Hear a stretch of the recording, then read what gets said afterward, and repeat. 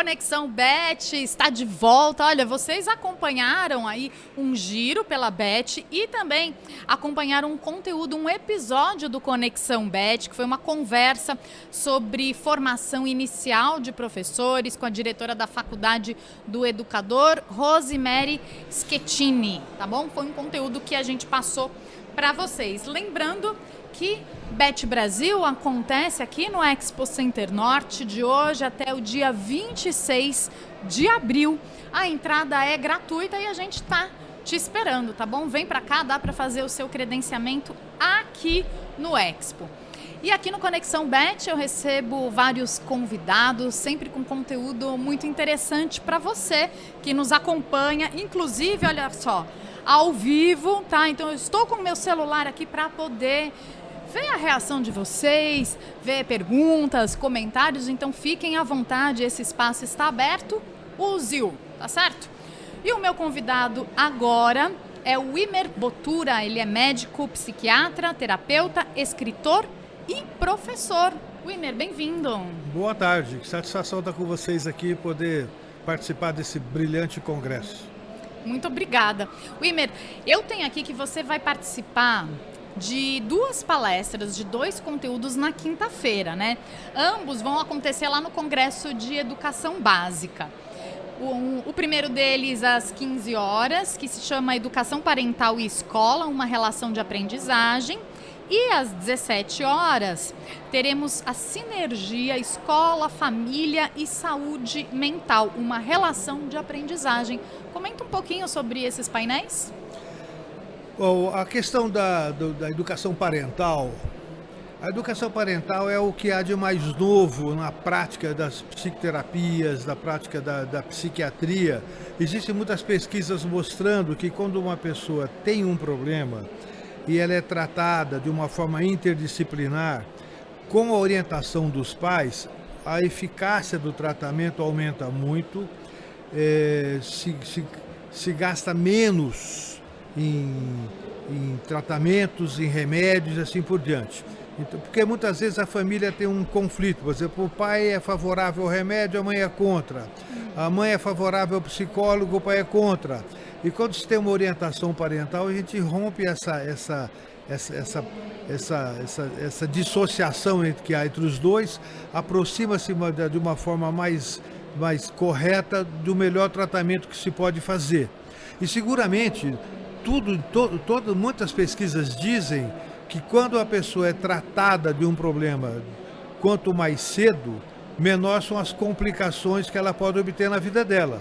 Então a gente está evitando as sequelas e muitas vezes um transtorno do aprendizado, por exemplo, ele é um transtorno circunscrito, ele não piora, mas piora toda a vida da pessoa em torno daquele problema. Então se a gente consegue evitar as sequelas, aquele problema fica do tamanho que ele é. Exato. Então a questão da orientação parental é fundamental e a gente luta com muita resistência, porque quando a gente vai dar uma palestra numa escola, por exemplo, as mães vão, os pais vão pouco. Os pais e mães que vão são geralmente dos alunos que menos precisam.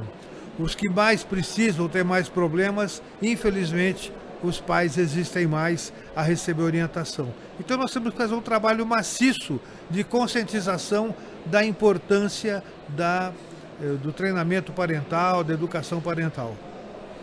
Wimer, eu tenho aqui alguns dados de saúde mental que eu queria compartilhar para a gente poder discutir, né? Segundo a OMS, cerca de 10% da população mundial sofre com transtornos mentais. E o Brasil lidera esse ranking, com quase 19 milhões de pessoas. Você comentou um pouco, né, o papel da família, mas como que a família consegue ajudar e quando acontece isso de um, né, dos pais ali querer e o outro não, como que a gente conseguiria resolver isso em prol do essa do é a paciente? grande questão nossa. Eu acho que esses números estão subestimados. Os números são muito maiores e muito piores que estes. Puxa, e já é tão grande aqui os números. Não, seguramente mais de 10%. Esses números são subestimados. Agora, é essa que é a questão. Nós precisamos trabalhar o que chama de desenvolvimento de promoção de saúde. Promoção de saúde é algo além da prevenção de problemas. A medicina, a psicologia, as ciências de saúde já evoluíram para chegar à prevenção de inúmeros transtornos, né? Hoje, nem todo mundo que tem câncer morre da câncer. Tem prevenção, tem formas de corrigir, assim por diante, e outros transtornos também. Mas tem um passo a mais, que é a promoção da saúde. A promoção da saúde é educar as pessoas de forma que elas nem cheguem à possibilidade daquele adoecimento. E hoje existem muitos estudos de neurociência, psicologia do desenvolvimento, de pedagogia, que dão substrato para a gente promover saúde. Isso é fundamental. Nós estamos num momento da sociedade em que até pouco tempo existia muita psicofobia. As pessoas rejeitavam muito qualquer coisa que fosse psicológica ou psiquiátrica. Hoje está rompendo com isso, mas há também um exagero nas abordagens superficiais que se faz sobre esses temas. Então, nós precisamos ter uma frequência de conversa, de diálogo com pessoas, desmistificando a questão do mental, a questão da separação da saúde física e mental. Toda a saúde é integral. Então, assim, uma questão mental não é abstrata, que não tem consistência, não. A questão mental, ela pega o físico, ela altera, faz doenças. E se a gente promove saúde através da alimentação, movimento, várias atividades saudáveis, a gente vai conseguir minimizar muito esses números que são chocantes. Eu tenho aqui que você é fundador da Universidade dos Pais. Como é que funciona essa universidade? Onde funciona? A Universidade de Pais é o seguinte, nós somos treinados para ser jornalista, para ser carpinteiro, para ser médico, para ser advogado, para ser pedreiro, tudo nós somos treinados. Nós nunca fomos treinados para a função mais importante da vida de quem tem filhos. Quem não tem filhos, ok. Mas quem tem filhos, nada é mais importante do que a orientação de filhos. Fazer com que os filhos cresçam com segurança, com saúde e assim por diante. Nós nunca fomos treinados para isso. As pessoas educam os filhos de acordo com o padrão que tiveram. Se gostaram, repetem. Se não gostaram, tentam fazer o oposto, que possivelmente vai dar no mesmo resultado ruim. Então, o que acontece? Hoje, a neurociência, a psicologia do desenvolvimento, várias áreas da ciência, têm dado informações consistentes de como a gente pode treinar pais para um melhor resultado na educação, para que eles sejam pais no futuro desnecessários, porque seus filhos se tornaram pessoas adultas e saudáveis. Autossuficientes? Autossuficientes. Agora, a grande verdade é que, por exemplo, hoje, a maioria das pessoas adultas na idade não tem a maturidade psicológica, emocional de um adulto. A maioria de nós somos adultos, crianças mal crescidas. E ninguém tem culpa disso, isso é muito importante. Quando nós trabalhamos com esses conceitos, nós não estamos buscando achar culpados. Nós estamos buscando identificar mecanismos que se repetem com determinada frequência e dão sempre o mesmo resultado. E na Universidade de Pais, nós queremos o quê? Interferir nestes mecanismos, jamais achando culpa em pai ou mãe, porque historicamente se fez muito isso e não ajuda. Sim. Então nós precisamos assim, identificar mecanismos de relacionamento, mecanismos de educação que se repetindo, geram sempre o mesmo problema. Se a gente interfere no mecanismo, nós interferimos no resultado. É isso que a Universidade de Pais vai trabalhar através de workshops, através de palestras, lives, podcasts, cursos. Então nós vamos centralizar um número significativo de profissionais que trabalham com a educação de alguma forma, para treinarmos pais para o exercício da tarefa mais difícil que existe na vida de quem tem filhos, que é formar filhos. Concordo plenamente. Eu quero participar. Como é que eu faço para assistir, para acompanhar? Tem o site da Universidade de Pais, tá, né? www.universidadedepais.com.br. Simples assim. Acessa, se inscreve. Nós estamos criando uma comunidade vamos fazer lá várias atividades para as pessoas interessadas. É gratuito? Tem a parte gratuita, Tá boa bom. parte é gratuita, e algumas coisas vão ser especificamente cobradas. Sim. Mas assim, tem uma parte gratuita. Então tem que correr atrás mesmo. Sim, tem que correr atrás. Muito bom. É. Maravilhosa a iniciativa. Nós estamos começando esse movimento, tá, mas já tem alguma coisa. Eu vejo algumas escolas oferecendo esses encontros às vezes, né? Assim, a escola que a minha filha estuda oferece esse tipo de encontro para os pais, né? Chamam profissionais para poder falar e tal. Isso é muito benéfico, obviamente, né? Para os pais, mas em especial para os alunos. Agora, voltando aqui a falar de saúde mental, né? A gente focou bastante na família. Mas e falando dos próprios, né, alunos ali entre si, questão do bullying, por exemplo, é algo complicado para a saúde mental, não? Sim, o bullying é algo complicado e nós vimos recentemente uma criança que morreu espancada pelos colegas de classe, né? Essa semana. A gente chocante, tem exemplos horrorosos disso, chocante, né? Agora, de qualquer forma, tudo começa na família. Sim. A escola não pode fazer o papel que é da família. Ok? E essa vai ser minha segunda fala, buscar sinergia entre escola e família na saúde mental. Porque hoje nós fizemos muito assim uma cisão, do tipo, tem uma lei nas leis de consumidores, então muito pai, porque paga a escola, atribui à escola responsabilidades que são da família. E nós precisamos definir muito bem os papéis da escola, do professor e da família. Papéis bem definidos para que se possa atuar sinergicamente. A escola, de alguma forma, é uma extensão da família, mas não está no lugar da família. Então, aquela criança que faz bullying, ela não aprende na escola. Ela tem um protocolo que vem da família. Sim. E aí nós precisamos ajudar. E é muito importante relembrar o que eu falei agora há pouco. Nós não podemos procurar culpados, porque nós precisamos descobrir mecanismos. Por quê? Você elege um culpado, pune o culpado, exclui o culpado, mas o mecanismo continua produzindo novos culpados. Continua existindo o problema de toda forma. Exatamente. Então, essa é uma concepção muito importante de identificar mecanismos que se repetem para intervir no mecanismo. E eu identifico que um mecanismo que é muito forte nisso é exatamente essa relação em que a escola e a família são duas partes de um potencial conflito.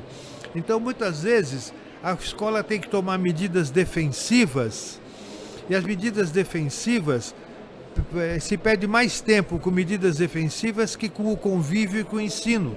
Existem escolas hoje que têm um segurança em cada corredor. E é interessante que as pesquisas mostram que a maioria dos acidentes com criança acontece em casa com a mãe presente. A maioria dos abusos acontece em casa por pessoa da família, não é na escola. Mas se acontece qualquer coisinha na escola, ela é responsabilizada. Então você falou de escolas que convidam pais, isso é muito importante. Só qual é a realidade que a gente vive? É como eu disse agora há pouco, olha, a escola vai fazer uma palestra, tem 200 alunos, chama os pais, vão 20 mães e 2 pais. Exato, eu Cadê vejo o pai? isso acontecer. Cadê o pai? Então, historicamente, a mulher cumpre a sua função materna. E, infelizmente, o pai não cumpre a sua função paterna. Ambos têm função. E muitas vezes a mulher cumpre a função materna e a paterna. Eu vejo que está melhorando, tá? Eu sinto Sim. uma participação e uma paternidade mais ativa, mas ainda Olha, falta muito. Eu brinco assim, já está ruim. Mas a senhora é pessimista? Não, não. Eu sou otimista, porque foi péssimo antes. Já foi pior. Já foi péssimo. Agora está ruim. Entendi. Já melhoramos, mas podemos ir mais além. Né? Agora, Wimmer, você tocou num ponto muito interessante, isso dos papéis, né? O papel da escola, o papel da família, o papel do gestor, o papel do professor. Eu acho que o mais difícil aí nessa configuração toda é a família entender quais são os papéis de cada um, né? Porque o educador, o gestor, ele está ciente, né, de até onde ele pode ir. É a família que às vezes não entende muito bem e acaba delegando. Por isso que nós temos que ter treinamento de pais, né? E como fazer as pessoas se interessarem por isso? Porque muitas vezes quem precisa não se interessa. Temos que falar muito, insistir muito, fazer com que as pessoas reflitam, conversem, é assim que se chega. É isso que a gente está fazendo aqui Está agora. fazendo agora. Eu faço esse trabalho de parentalidade há 40 anos. Uau! E sei das dificuldades que existem, mas assim, hoje é como já estamos ruins, nós éramos péssimos antes, né? Então há um progresso, mas ainda muito abaixo do que necessitamos. Mas eu vejo hoje muitos pais que cumprem a função paterna, mas assim, muito abaixo da necessidade. Outra coisa importante é que muita informação que nós damos para pais, muitas vezes são passadas de tal forma que os pais pegam como responsabilidade. É mais um peso para eles. E então, assim, todo o conhecimento que nós temos para informar, para passar, deve ser usado como um direito. Os pais têm o direito de ter uma boa relação pais-filhos. Eles têm o direito de usar as melhores informações para construir uma relação que é prazerosa para eles também. Não é, quando a gente fala, não estamos preocupados só com a criança, estamos preocupados com o todo. Nós vivemos em sistemas. Sim. Então tem um sistema que é a família, um sistema que é a escola, um sistema maior que congrega a escola e a família. São sistemas. Sim. E nós precisamos interferir melhorando cada peça desse sistema.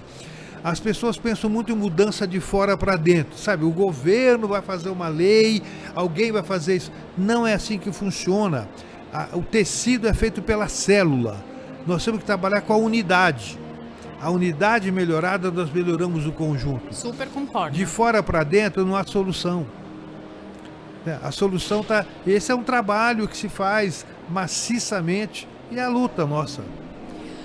Você acha que a escola possibilitando esses encontros, essas discussões, isso ajuda os pais a participarem mais, a terem mais essa consciência? Eu digo, pode ajudar, né? Pode. Se encontra dificuldades, porque muitos pais vão procurando motivos para não gostar, outros são muito amorfos, se amoldam a tudo. Tem várias características diferentes das pessoas, mas potencialmente a escola pode conseguir isso. Não é simples, já tivemos movimentos do passado da Associação de Pais e Mestres em inúmeras escolas, e nem sempre o resultado foi bom. Então nós estamos falando de uma coisa que não é nova. Sim. Várias escolas há mais de 40 anos, 50 anos fazem trabalhos assim, mas muitas vezes surgiram complicações, mas o fato de surgir complicações não significa que nós temos que abandonar a ideia, né? Uma ocasião, o Edison, que inventou a lâmpada, ele havia tentado mais uma vez e não tinha dado certo. E o dono que havia contratado a pesquisa dele disse: pô, Edison, você mais uma vez errou, vamos parar com esse projeto. Ele falou: não, eu errei mais uma vez, mas cada vez eu estou mais próximo da solução. E aí acabou tendo a solução, virou o Edison, a solução, a lâmpada, tudo isso aqui. Então, assim, mesmo que muitas vezes a coisa não deu certo, não é que não dará certo. É preciso descobrir as nuances. E esse é um trabalho que é muito importante e custa mesmo. Sim. Né?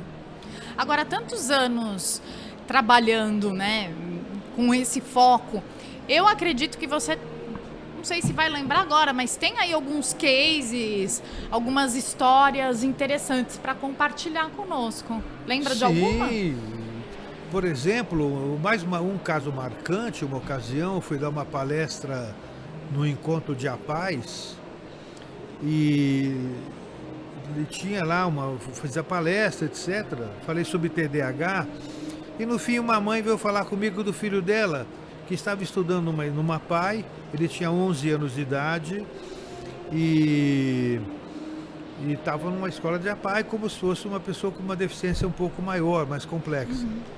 Conversamos com a mãe, etc. Encaminhamos para diagnóstico, descobrimos que ele tinha um TDAH tão grave, que ele não conseguia aprender. Se fez o diagnóstico, se começou a tratar, e esse menino, com 11 anos, foi para se matricular na escola primária no primeiro ano. Tinha dificuldade porque ele tinha 11, as crianças tinham 7, não foi fácil encaixá-lo. A família conseguiu encaixá-lo numa escola. No ano seguinte ele estava cursando o segundo primário de manhã e o terceiro à tarde. Nossa, super evolução. Então assim, isso é comum? Não. Isso é um caso absolutamente incomum, mas é possível. Né? Então, quanto nós temos hoje de diagnóstico de autismo, excesso de diagnóstico muitas vezes, feito superficialmente por critérios de internet, é preciso aprofundar os diagnósticos para ter uma melhor chance de tratamento. Exato. Né? Então, eu tenho muitas experiências desse tipo. Né? Muito bom, Imer. Olha que feliz de quem vai poder acompanhar aí os seus painéis lá no Congresso de Educação Básica, quinta-feira, às 15 horas e às 17 horas. Sim, exatamente. E lançando um livro meu na sexta, às 11 horas. Lançamento de livro, aqui do lado, então. Aqui mesmo. Olha, você que estiver passando aqui pela Bet Brasil e vir, né, aqui o nosso estúdio, o local de lançamento do livro é aqui, do nosso lado. Então, vou te ver sexta-feira aí ao lado, então. Beleza, que bom. Obrigada, viu? Eu que agradeço a oportunidade. Parabéns pelo seu trabalho. Obrigado. É isso, pessoal. Conexão Bet sempre trazendo aqui entrevistados e muito conteúdo para você. Olha, aproveite, participe online aqui conosco. Deixa aí a sua pergunta, seu comentário pelo YouTube. A gente volta já com mais um convidado. Enquanto isso, eu deixo você com um giro aqui no pavilhão.